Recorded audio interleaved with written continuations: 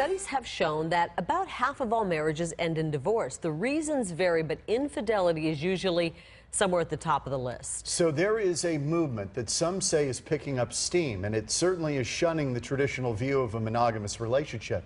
It's called polyamory, and participants have multiple serious long-term relationships at the same time. So how happy are people in these relationships? Andrew Hasbun finds out. In the middle of a major spring snowstorm, the streets of Denver seem deserted. But it's a celebration of love at the National Loving More convention in the Denver suburbs. Here, a wife may be dancing with her boyfriend, and her husband doesn't mind. That's the polyamorous way. It's loving more than one in a committed relationship. That simple. Robin Trask runs the Loving More nonprofit dedicated to promoting polyamory. She's married to Jesus, but she's had a years-long intimate relationship with Ben. I just came to terms with the fact that I wasn't a monogamous person, and if that meant I had to be alone, I would rather be alone than cheat or be dishonest. For me, it just comes naturally.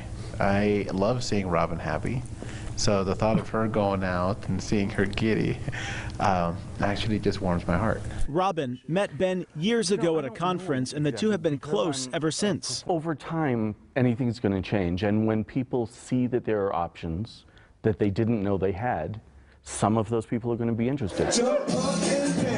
People came to Denver from across the country. Some say they've been polyamorous as long as they can remember. Others are just learning about it.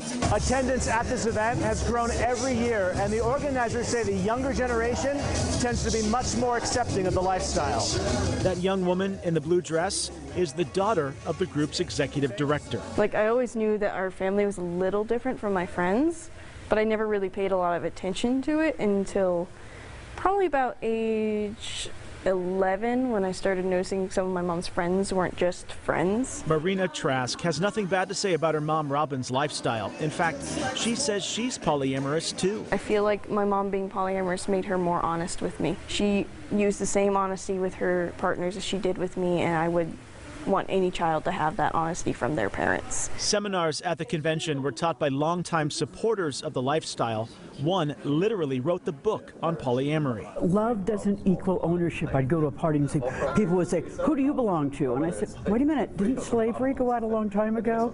So I really believe that love is about giving, not about clinging. Make no mistake, we live in a monogamous world. Yes, we've all heard about swingers, but polyamory, supporters say, is different.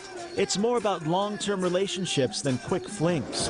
But with those multiple relationships come a range of emotions, including jealousy. With the polyamorous relationships, it's important that a person's ready to give time to each of the people that they are involved with and give emotional space to each person they are involved with. Scottsdale psychologists Morgan Francis and Marcus Earl counsel couples and have had some experience with polyamorous relationships. If anything, you've complicated your life. You've not simplified your life.